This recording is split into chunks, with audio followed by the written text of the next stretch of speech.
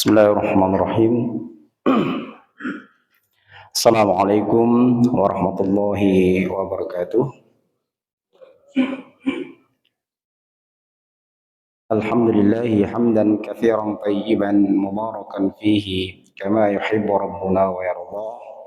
Wa asyhadu an la ilaha illallah wahdahu la syarika lah wa asyhadu anna Muhammadan abduhu wa rasuluhu la nabiyya ba'dah. وقال الله تعالى أعوذ بالله من الشيطان الرجيم بسم الله الرحمن الرحيم يا أيها الذين آمنوا اتقوا الله حق تقاته ولا تموتن إلا وأنتم مسلمون اللهم صل وسلم على نبينا محمد وعلى آله وأصحابه أجمعين أما بعد إخواني wa akhwati fillah rahimani wa rahimakumullah.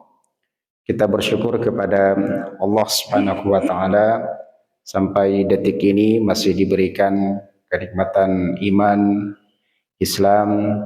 Allah berikan kesehatan dan kelonggaran waktu. Allah berikan pula ketenangan dan kenyamanan di dalam melakukan ibadah salat. Tidak ada yang menghalangi kita. Mudah-mudahan kenikmatan ini mengantarkan kita kepada keistiqomahan dan kemuliaan baik dunia dan akhirat. Salawat dan salam kita aturkan kepada Nabi kita mulia Rasulullah sallallahu alaihi wasallam. Mudah-mudahan kita semua kelak bisa mendapatkan syafaat dari Rasulullah sallallahu alaihi wasallam. Pada pagi yang indah ini masih di bulan Muharram tanggal 20 Muharram. Kita mencoba untuk menggali mutiara hijrahnya Rasulullah sallallahu alaihi wasallam dari Mekah menuju Madinah. Sering kita mendengar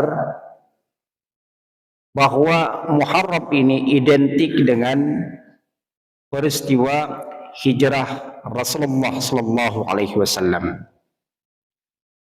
Padahal kalau kita lihat tarikh sejarah, Rasulullah hijrah itu bukan di bulan Muharram, tapi beliau hijrah ini di bulan Safar, awal Rabiul Awal. Nah, diungkap oleh Al-Imam Al-Munawi di akhir bulan Zulhijjah, bulan ke-12, setelah orang pulang dari haji, itu ada pertemuan beberapa pemuda Madinah dengan Rasulullah sallallahu alaihi wasallam, di mana mereka melakukan bay'at yang kita kenal dengan bay'at Aqabah. Ada 2 kali itu. Nah, pemuda-pemuda Madinah inilah yang memberikan dukungan penuh kepada Rasulullah sallallahu alaihi wasallam. Mereka mencintai, mereka mengorbankan harta, mereka melindungi dakwah Rasulullah sallallahu alaihi wasallam. Nah, sehingga bulan pertama setelah bulan 12, bulan pertama yaitu bulan Muharram, disitulah muncul perencanaan hijrah. Disitulah niat dimulai berhijrah. Walaupun realisasi hijrahnya itu baru dilakukan di tanggal 27 Safar. Nah, ini istimewanya bulan Muharram, karena ada niat, ada rencana hijrah Nabi sallallahu alaihi wasallam. Bulan ini kata para ulama, innahu afdalul ashhuril haram, termasuk bulan yang paling istimewa di antara 4 bulan haram. Jadi ada Zulqa'dah, Zulhijjah, nah kemudian Muharram. Nanti bulan 7, bulan Rajab. Di antara 4 bulan haram ini, bulan Muharram inilah yang paling istimewa. Karena dalam hadis Nabi sallallahu alaihi wasallam disebutkan Syahrullah al-Muharram. Jadi Allah gandengkan tuh bulan Allah, kemudian yaitu bulan Muharram.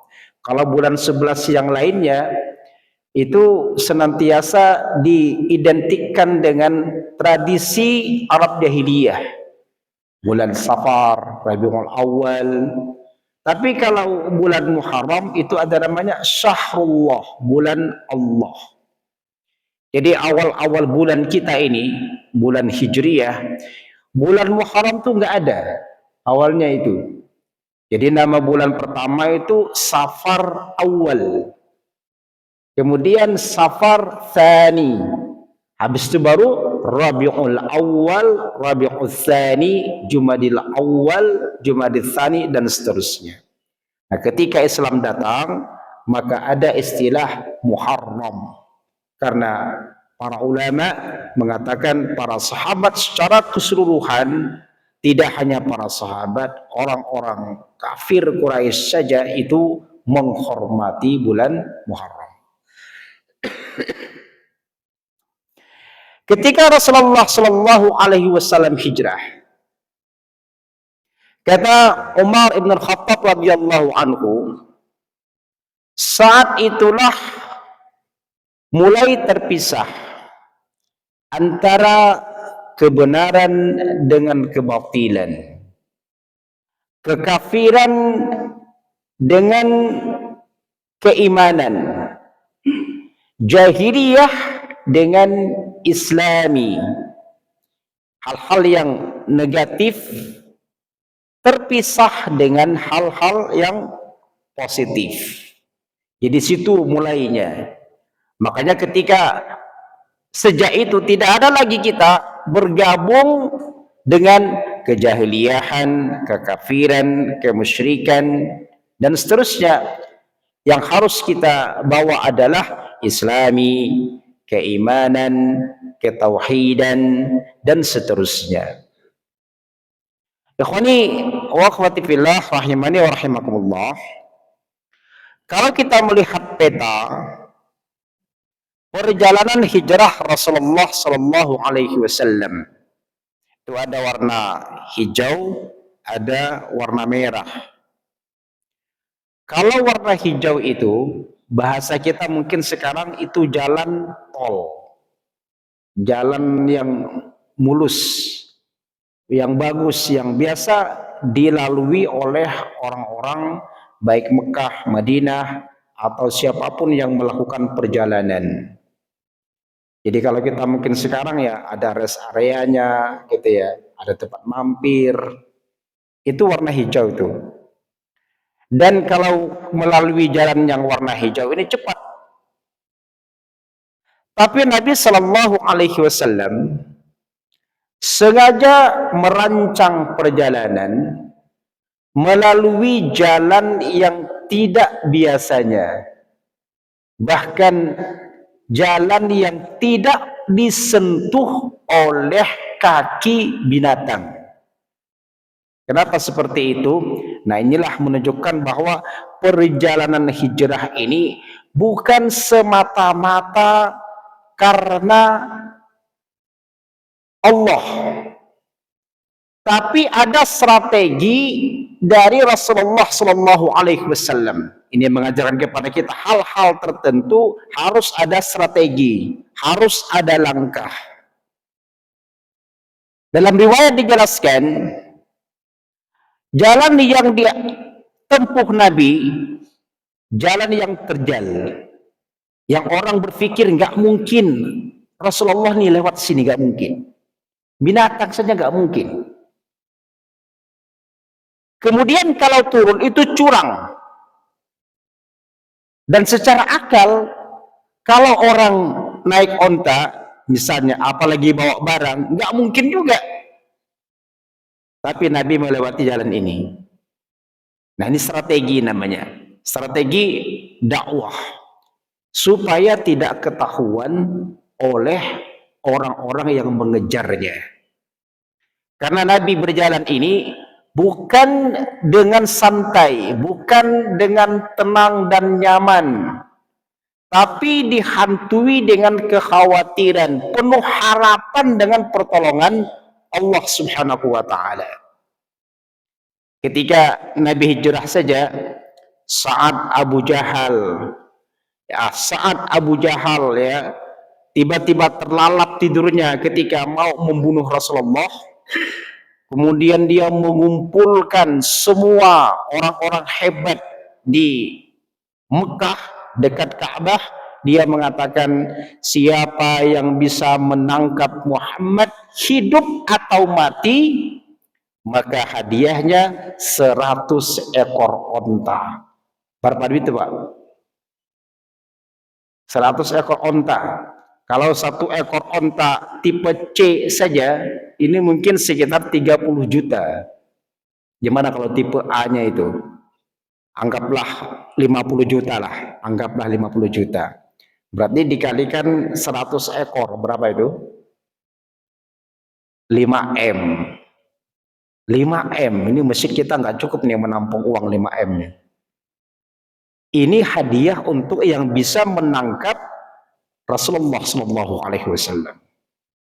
Ya, makanya Nabi sengaja melewati jalan yang tidak biasanya.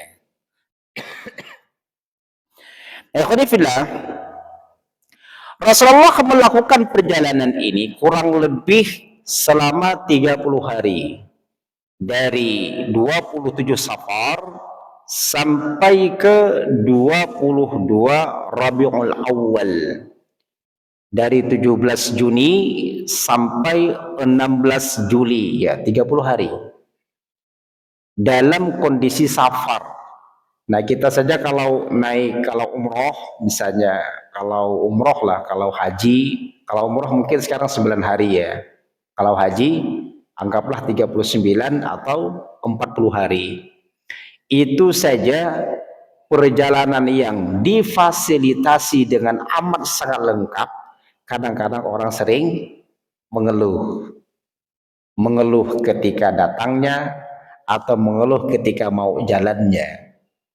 Ini Nabi melakukan perjalanan 30 hari. Tentu dalam kondisi perbekalan yang apa adanya. Nah, kalau kita kan lengkap. Mau makan, ada jadwalnya. Mau duduk, sudah tentu duduknya di mana.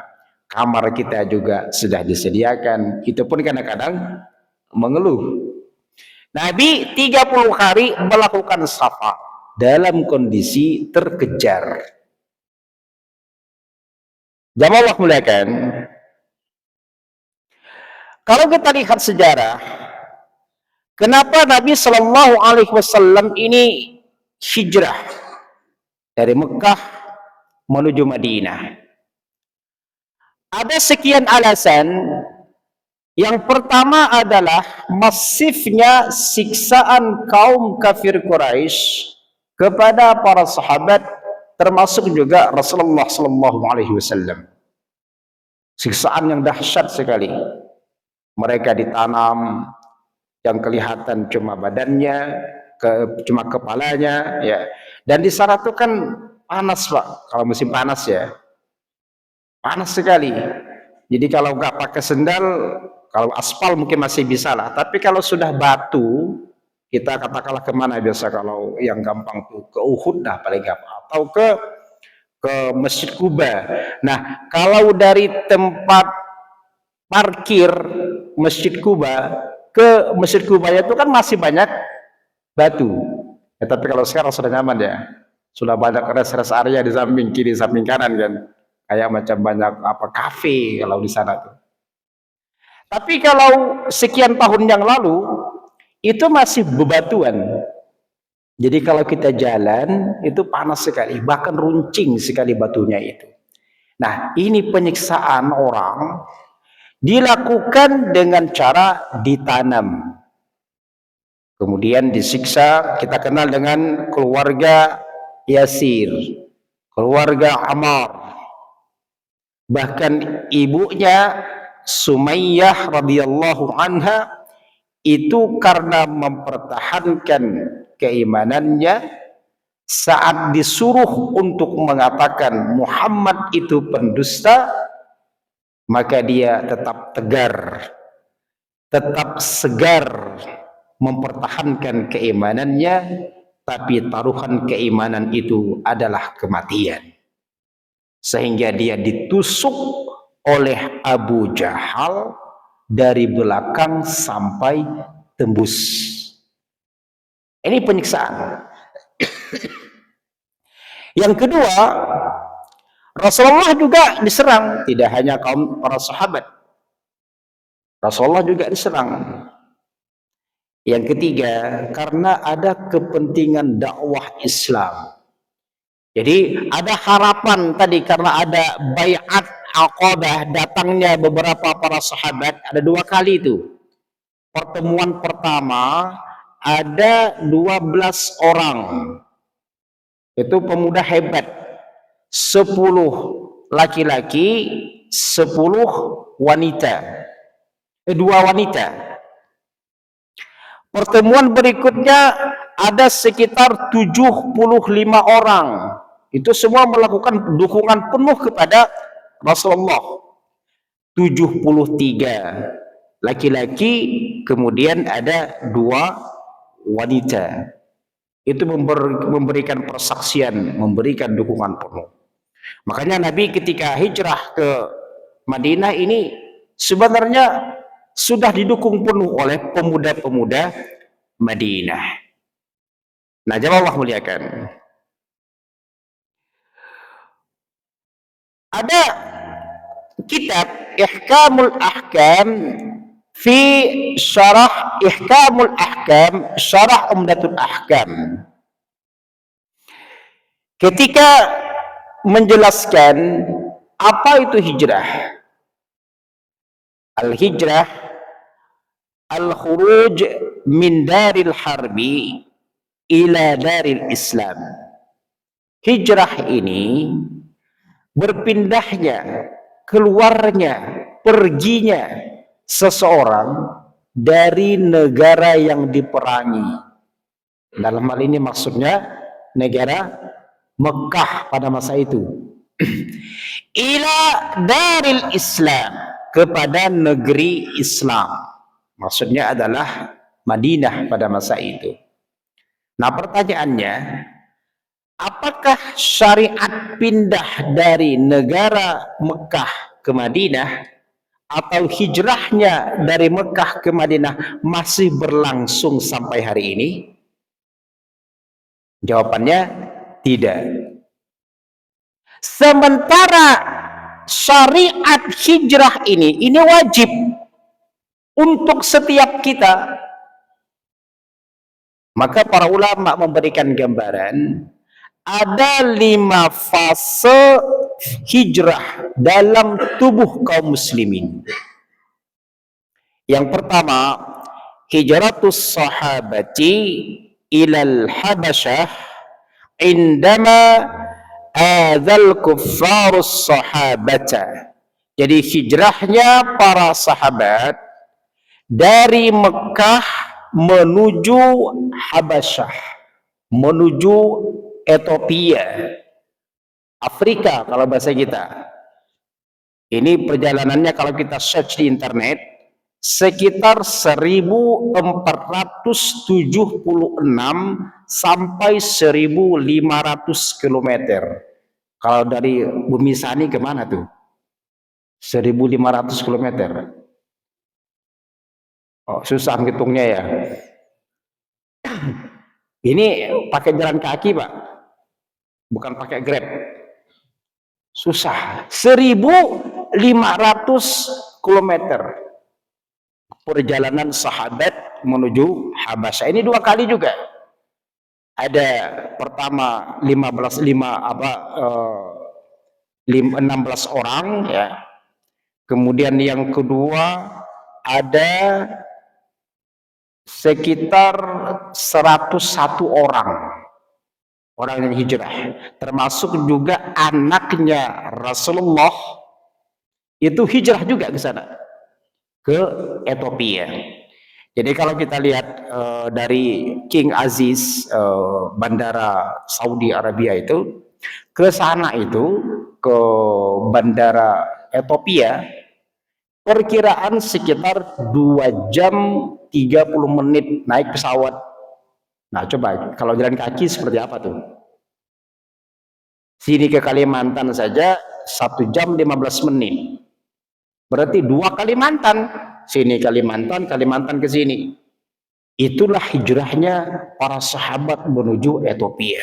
Jadi hijrah itu bukan perjalanan santai, tapi perjuangan, pengorbanan yang dahsyat, bahkan kematian. Ini hijrah pertama. Yang kedua adalah hijratus sahabah min Makkah ilal Madinah. Hijrahnya Nabi sallallahu alaihi wasallam dan juga para sahabat dari Mekah menuju Madinah. Nah, ini kalau sekarang agak gampang ya. Dari Jeddah menuju Madinah kalau kita naik bis berapa lama? Normalnya biasa 4 jam saja, normalnya itu 4 jam 30 menit. Pernah juga, kalau 6 jam pernah juga. Ya. Tergantung kondisi jalan. Tapi kalau kita mampir ke rest area, ya lama lagi dia. Ya, bisa nambah 1 jam ya. Rest area di sana tuh kan ada macam-macam, ada buah-buahan, ada madu tuh. Kalau sebelah kiri rest area itu ada madu Hadratul Maut. Mungkin saya juga pernah mencicipinya. Nah, jadi perjalanan dari Mekah menuju Madinah. Nah, kalau naik kereta gampang lagi. 2 jam 20 menit dari Madinah ke Mekah atau Mekah ke Madinah.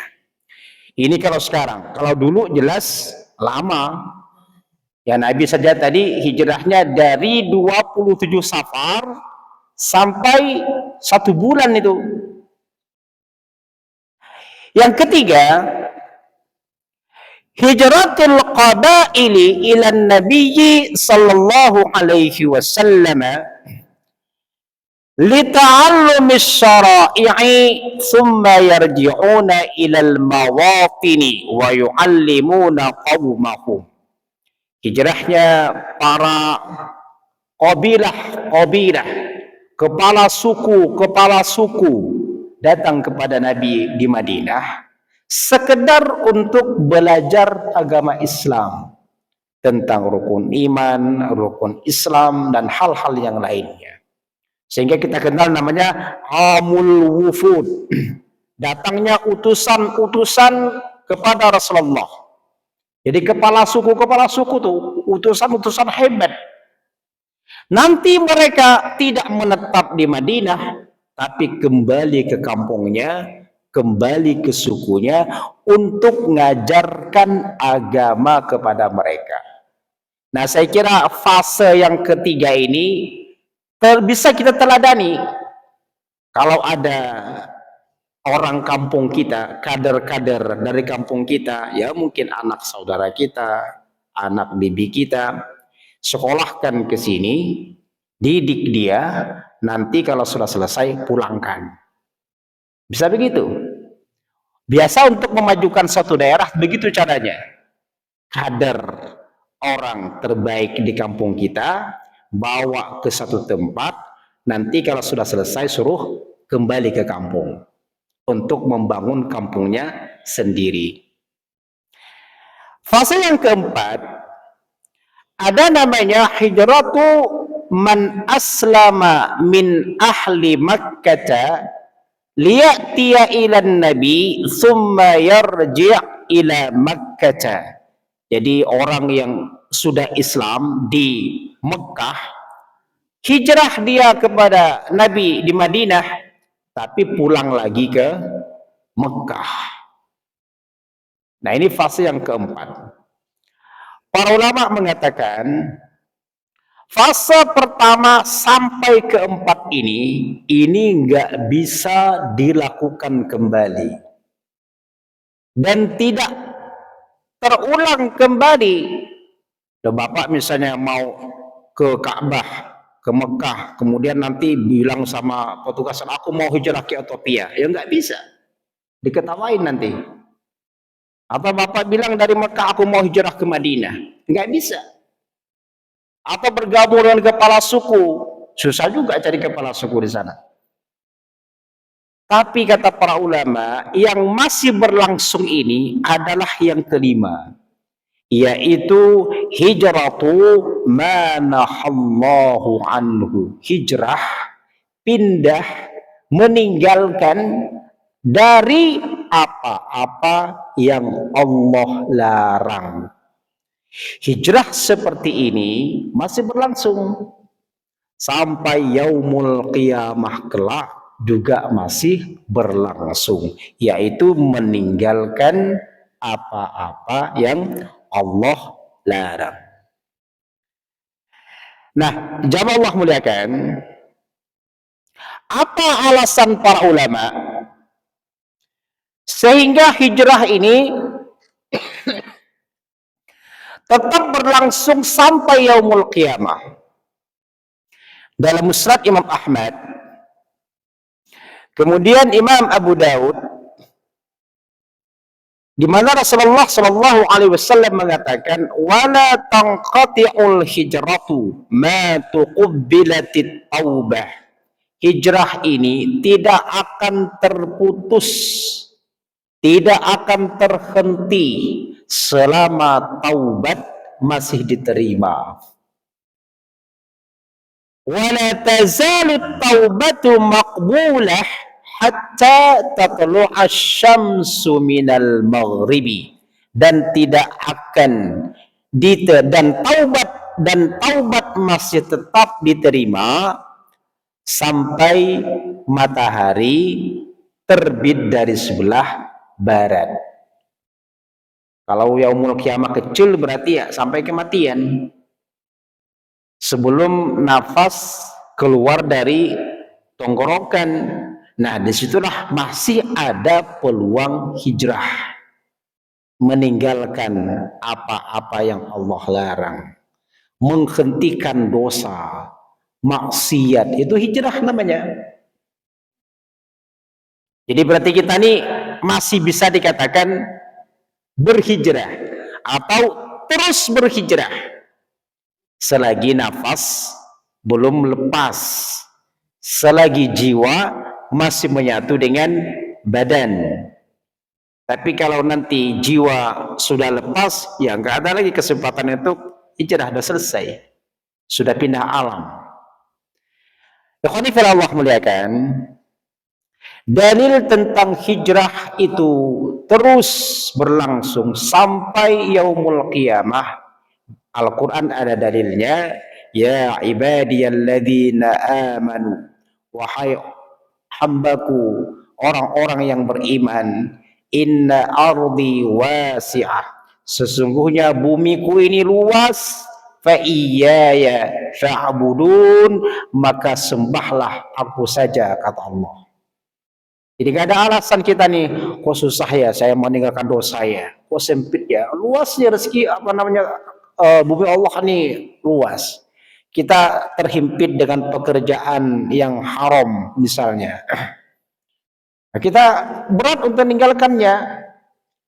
Kita yakini bahwa bumi Allah ini amat sangat luas sekali. Nah, ini dalil bahwa hijrah ini terus berlangsung. Bahkan Al-Imam Al-Baghawi itu ketika menjelaskan para sahabat yang tidak ikut hijrah, para sahabat yang tidak ikut hijrah, masih di Mekah nih mereka, tidak ikut hijrah, itu saja Allah masih panggil mereka orang yang beriman, muslimun. Menunjukkan apa? Bahwa hijrah ini tidak hanya sekedar pindah dari satu tempat ke tempat yang lain, tapi dengan meninggalkan maksiat dan dosa, itu pun juga dikatakan hijrah. Nah, orang yang hijrah namanya muhajir, al-muhajir. Jadi kalau ada namanya Masjid Al-Muhajirin, terjemahannya apa? Orang-orang yang hijrah. Al-Muhajir. Siapa al-muhajir? Siapa orang yang hijrah? Kata Rasulullah dalam hadis Imam Al-Bukhari dan Muslim, "Man hajara ma nahallahu anhu." Orang yang hijrah itu adalah orang yang meninggalkan apa-apa yang Allah larang. Jadi kalau kita mau lihat, mau cek, mau pretelin yang Allah larang tuh banyak banget. Mulai dari perkataan, perbuatan, ungkapan hati, banyak yang Allah larang. Yang Allah suruh juga banyak. Maka yang Allah larang ini kita tinggalkan, itulah namanya hijrah. Dan hijrah yang seperti ini namanya al-hijratu ilallah wa rasulih. Hijrah kepada Allah dan kepada Rasulnya. Kalau hijrah yang seperti ini meninggalkan apa-apa yang Allah larang, atau pengertiannya hijrah kepada Allah dan kepada Rasulnya, kata Imam Ibnu Qayyim Al-Jauziyah, fa innaha fardhu ain, hukumnya adalah fardhu ain, wajib untuk setiap orang, ala kulli ahadin, semua orang, kecil, besar, tua, muda, pendosa atau ahli ibadah, semua mereka wajib untuk hijrah. Kapan? Fi kulli waktin, setiap waktu, setiap saat. Di mana? Fi ayyika, fi ayyik, makan fi, di mana tempat saja. Di rumah juga harus hijrah. Di pasar harus hijrah, di kantor harus hijrah, di mana saja hijrah. Yaitu meninggalkan apa-apa yang Allah larang. Wajib hukumnya. Kan kita kenal kalau istilahnya ada namanya fardu ain, ada fardu kifayah ya. Kalau fardu kifayah contohnya sederhana tuh. Masalah pengurusan jenazah misalnya. Menyolatkan jenazah. Jadi itu hukumnya fardu kifayah. Kalau satu orang saja menyolatkannya, maka satu kampung itu sudah terbebas dari dosa. Itu fardu kifayah namanya. Tapi kalau fardu ain itu wajib sebuah kampung. Nggak dibatasi. Oh, kamu yang kaya nggak usah, yang miskin saja. Oh, kamu ini pejabat nggak usah, biarlah masyarakat biasa saja. Itu nggak ada begitu. Semua orang se-Indonesia, sedunia wajib hijrah. Dalam pengertian meninggalkan apa-apa yang Allah larang. Nah, al-hijrah tadi, hijrah ini ada dua. Pertama, hijrah dari negara yang diperangi menuju negara Islam. Ini kalau kita di Indonesia nggak berlaku nih. Tapi mungkin untuk negeri-negeri tertentu yang dia katakanlah di situ nggak bisa menjalankan sholat, di situ mereka diperangi, nah boleh hijrah. Tapi kalau bapak orang Indonesia nih, aku mau hijrah ke Madinah, hijrah ke nggak bisa, nggak boleh, nggak ada lagi hijrah seperti ini. Nah, sehingga hijrah yang kedua masih ada, apa itu? Hijratu ilallah wa rasulihi, yaitu hijrah yang tadi kita sampaikan tuh. Hijrah kepada Allah, kepada Rasulnya. Fahadha hiyal hijratul haqiqiyah, dan hijrah yang seperti itulah namanya hijrah yang sesungguhnya. Al-hijratu al-haqiqiyah, hijrah yang sebenarnya, meninggalkan apa-apa yang Allah larang. Kata para ulama, hijrah yang sesungguhnya ini harus memiliki dua syarat. Yang pertama, ada namanya min. Kalau kita terjemahkan, dari. Yang kedua, ila, yaitu kita terjemahkan ke atau menuju, berarti dari ke. Nah, dalam kitab Al-Wala wal Bara diberikan contoh itu. Contoh hijrah dari kemudian ke. Hijrah kepada Allah dan kepada Rasulnya. Pertama, man min mahabbati ghairillah ila mahabbatihi. Hijrah.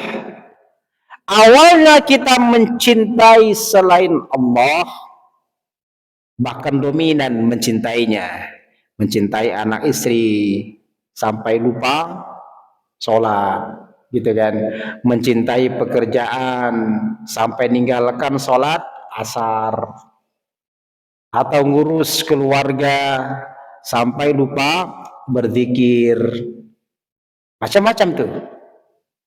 Jadi mencintai selain Allah yang dominan, maka kita harus hijrah ila mahabbatihi, kemudian kita mencintai Allah semata. Jadi prioritaskanlah mencintai Allah, niscaya Allah akan prioritaskan kita. Utamakanlah Allah, insya Allah Allah akan utamakan kita. Ya dalam perkara kecil saja, sholat misalnya, biasakan memungkinkan sekali pertolongan itu datang kalau kita lebih mengutamakan sholat ketimbang yang lainnya. Ya kerjaan kan pasti ada, kesibukan pasti ada, dan itu adalah ujian kita. Ketika mana kita meletakkan kesibukan, mana kita meletakkan kecintaan kita kepada Allah Subhanahu wa taala.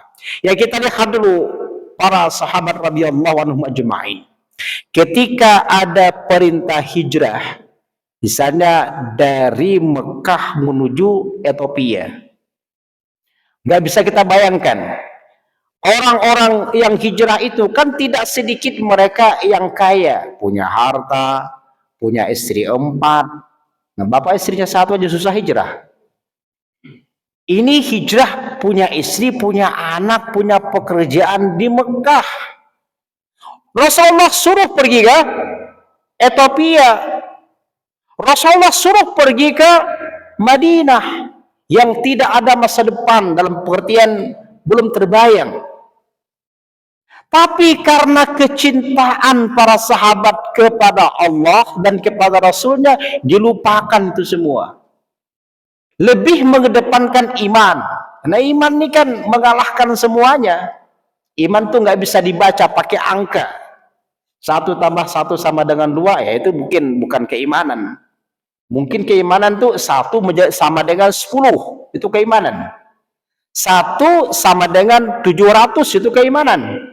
Kita infak 1000 menjadi 700.000, itu keimanan. Bukan 1 keluar uang kita berkurang 1, enggak. Tapi kita keluar uang 1000, uang kita bertambah, itu namanya keimanan.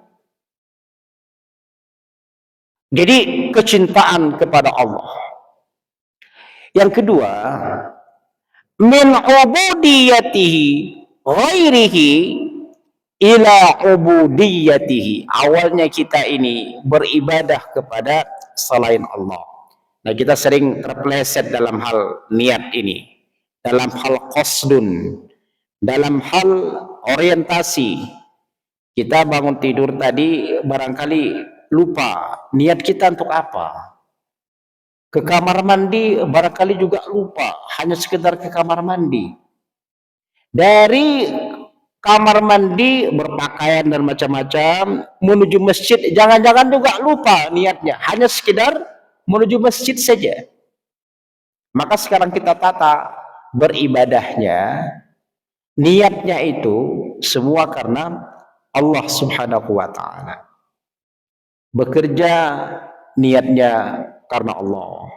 Melakukan apa saja Karena kalau salah berarti kita sudah mengabdikan diri kepada Allah, kepada makhluk.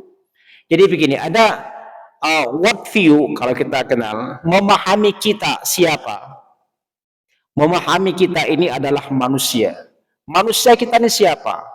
Kalau orang barat bilang, manusia ini adalah tadi yang sebagaimana kita dapat pelajaran dari SD, SMP ya, adalah makhluk yang berkembang asal usulnya dari hewan, dari kera, dari monyet. Itu pandangan orang-orang barat. Kemudian berkembang, manusia itu adalah robot. Tapi dalam perspektif kita, manusia ini adalah hamba. Yang namanya hamba, kita ambil contoh saja. Katakanlah kalau kita kerja di perusahaan, ada atasan kita. Semakin baik kita bekerja, tunduk dan patuh kepada atasan kita, maka biasanya atasan kita akan senang. Bahkan posisi kita makin tinggi sekedar kita dengan tunduk kepada atasan. Dalam keluarga saja kita punya anak, punya istri. Anak kita mungkin 1, 2, 3 dan seterusnya. Anak yang biasa paling kita senangi adalah anak yang paling taat, paling tunduk, paling manut. Ya kalau istri ya nggak bisa istri paling, nggak usah, karena istri cuma satu. Artinya apa? Kalau kita mengabdi, semakin mengabdi kita kepada Allah, semakin mengabdi, semakin tunduk, semakin membudak, maka posisi kita semakin tinggi. Makanya orang barat tuh berpikirnya beda dia. Ketika dia melogikakan, menantang alam, menantang Allah, kata mereka semakin mulia. Kalau kita semakin tunduk kepada Allah, semakin membudak di hadapan Allah, semakin mulia. Nah, makanya kata para ulama, dari beribadah kepada selain Allah, maka kita harus beribadah kepada cukup pada Allah saja. Wa min khaufi ghairihi, awalnya kita takut kepada makhluk. Takut kepada apalagi ini bulan Muharram, masih ada bahasa sial gitu kan. Takut kepada sial, takut kepada kutukan, takut kepada pocong. Mau ke kamar mandi pas mati lampu lagi merinding bulu, bahasa kita ada binatang ke, ada hewan ke, atau ada alam, ada apa, itu namanya takut kepada makhluk yang nggak mesti harus dilakukan. Maka kita hijrah, takut cukup kepada Allah. Wa rajaihi wa tawakkalu alaihi, awalnya kita berharap kepada makhluk, berpasrah, bertawakal dalam tanda kutip ya, bertawakal kepada makhluk. Kita ada atasan yang banyak membantu kita, kita merasa nyaman. Kita ada keluarga yang duduk di pemerintahan, kita pun juga merasa nyaman. Kita ada keluarga yang bertugas di rumah sakit, kita pun juga merasa nyaman kalau ada keperluan. Itu namanya kita bertawakal kepada makhluk. Atau barangkali ketika kita menyimpan sesuatu benda di rumah yang kita pandang memiliki karomah, kita pun merasa nyaman. Itu namanya bertawakal kepada makhluk. Maka harus hijrah, bertawakal kepada Allah Subhanahu wa taala. Tadi saya membaca ayat wama yansuru, tidaklah pertolongan ini illa min azizil hakim, kecuali dari Allah yang maha mengetahui, maha bijaksana. Kita salah kadang-kadang menempatkan orang, gara-gara dia punya posisi kita berkata dialah yang bisa menolong saya. Ketika kita ada keluarga yang dia di rumah sakit, gampang itu. Nanti tinggal lagi saya WA dia untuk ngurus BPJS, ngurus macam-macam. Bertawakal kepada makhluk. Yang ketiga, wa min du'a'i ghairihi wa su'alihi wal khudu'i lahu wadh-dhulli wal istikanati lahu ila du'aihi wa su'alihi. Kita mungkin berdoa kepada selain Allah. Ini mungkin saja ya, kan sebagian kita lihat di YouTube itu ada masih orang yang berdoa di depan makhluk, depan kuburan, depan makam, depan tempat tertentu, masih ada. Padahal kita ini sudah zamannya apa? Sudah zaman luar biasa nih, tapi kok masih ada yang seperti itu? Atau dia meminta kepada wali, kepada orang yang dikubur, merendahkan hati, merendahkan perasaan di depan makhluk. Kan biasa kalau orang tinggi, posisinya tinggi, kita ada orang tertentu dia kayak menundukkan perasaan. Kalau menundukkan kepala sih mungkin terjemahannya bolehlah, dia boleh saja menundukkan perasaan, ya boleh juga enggak. Tapi kalau sudah menundukkan perasaan, tidak dibolehkan. Itu hanya kepada Allah saja. Harus pindah kita, minta kepada Allah, berdoa kepada Allah, menghinakan diri kepada Allah, menundukkan perasaan kepada Allah. Harus hijrah. Nah, hal-hal yang seperti ini tadi, mencintai selain makhluk, itu adalah kesalahan. Mencintai makhluk berlebihannya, itu adalah kesalahan. Berniat melakukan apa saja motifnya adalah dunia, itu adalah kesalahan. Berdoa kepada selain Allah, apalagi, itu adalah kesalahan. Maka harus kembali kepada Allah Subhanahu wa ta'ala. Sehingga para ulama mengatakan, seperti ungkapan Abdurrahim Al-Mubarakfuri dalam kitab Tuhfatul Ahwadhi, menyebutkan orang yang benar-benar hijrah adalah ar-raja'una ilallah bitaubati minal ma'siyah ila ta'ati. Orang yang kembali kepada Allah, yang bertaubat dari maksiat menuju ketaatan. Dan ini yang kita katakan tadi, ini terus berlangsung sampai yaumul qiyamah. Terus kembali kepada Allah. Ya salah itu biasa, normal gitu. Manusia itu juga kata Nabi adalah tidak lepas daripada kekhilafan, kullu ibni Adam khata'. Tapi jangan biarkan kita salah terus, dan jangan biarkan kaki kita terperosok 2 kali. Tapi ketika kita tahu itu adalah dosa, maka segeralah kembali kepada Allah Subhanahu wa ta'ala. Memang untuk meninggalkan dosa itu berat, perjuangan berat, apalagi berurusan dengan perut, berurusan dengan di bawah kemaluan, di bawah perut. Jadi perut dan di bawah perut itu berat.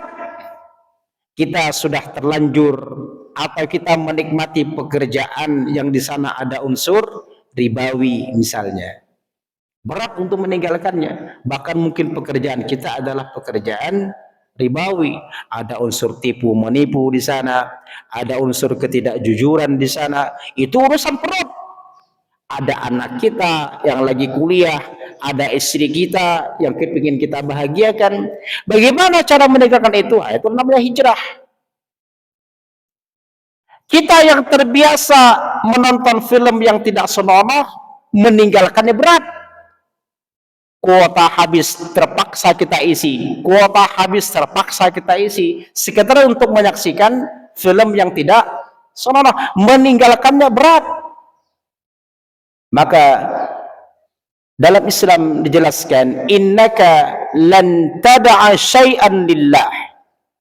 Kalaulah kalian meninggalkan sesuatu itu karena Allah, illa abdalakallahu ma huwa khairul laka minhu, kecuali Allah akan menggantikannya dengan sesuatu yang lebih baik.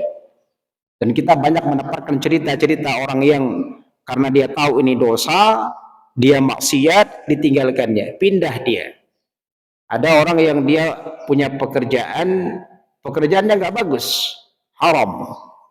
Berat memang, gajinya sudah sekian, posisinya sudah tinggi, dia tinggalkan. Walaupun mungkin dalam sekian waktu dia dalam tanda kutip susah, dalam tanda kutip, tapi hatinya kan bahagia. Hatinya bahagia, dan pasti Allah ganti dengan yang lebih baik. Jadi ada, kalau tidak salah barusan di-share, ada keluarga pejabat yang ada di Eropa. Keluarga pejabat, tidak hanya pejabat, dia adalah keluarga dari kalangan pendeta. Dan itu berat sekali, bisnisnya terganggu, bisnis bapaknya maksudnya. Bisnis keluarganya terganggu, kehormatan keluarganya terganggu. Kemudian dia diusir dari keluarga, nggak dapat sedikit apapun dari keluarga.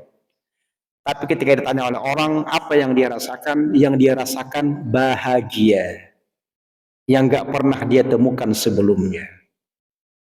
Makanya ada namanya kenikmatan, kelezatan iman ketika kita meninggalkan dosa. Yang terakhir, yang Allah muliakan, kalau kita hijrah meninggalkan dosa dan maksiat, meninggalkan pekerjaan yang tidak senonoh, yang ada unsur maksiat, maka sebagaimana ayat Allah yang kita bacakan tadi, wa may yuhajir fi sabilillah, siapa saja yang berhijrah di jalan Allah, yajid fil ardi muraghaman katsiran wasa'ah, niscaya mereka mendapati di muka bumi ini tempat hijrah yang luas dan rezeki yang banyak. Kata Imam As-Sa'di dalam tafsirnya Tafsirul Karimir Rahman fi tafsir Kalamil Mannan, orang yang hijrah meninggalkan maksiat dan dosa ini akan Allah karuniakan dua hal. Yang pertama, as-sa'atu fir rizki wal ghina minal faqri. Allah akan luaskan rezekinya, Allah kayakan dia, dan dijauhkan dari kefakiran, kemiskinan. Jadi meninggalkan dosa itu bisa membuat kaya, Pak. Kira-kira gitulah bahasa kita. Rezeki luas, itu yang pertama. Yang kedua adalah muftahan lil ma'isyati, ini berkaitan dengan urusan pekerjaan. Yang kadang-kadang pekerjaan kita ada unsur, naudzubillah ya, unsur yang enggak bagus. Maka kata para ulama, akan Allah mudahkan mubtahan lil ma'isyati untuk mencari lapangan pekerjaan yang lebih baik. Kalau mungkin belum dapat lapangan pekerjaan, maka tingkatkan lagi ketakwaannya.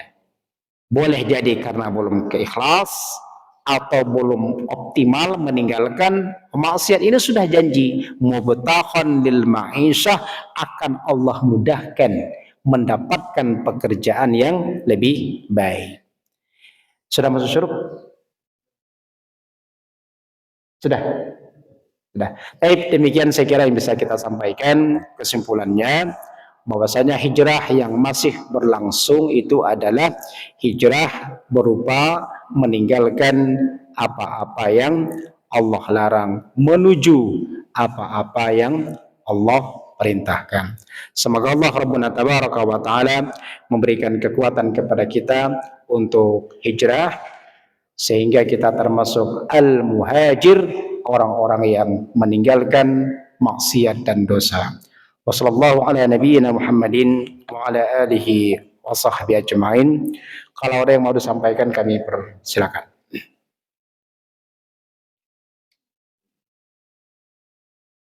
Ya, langsung kita tutup dengan kafaratul majelis. Subhanakallahumma wa bihamdika asyhadu an la ilaha illa anta astaghfiruka wa atubu ilaik. Assalamualaikum warahmatullahi wabarakatuh.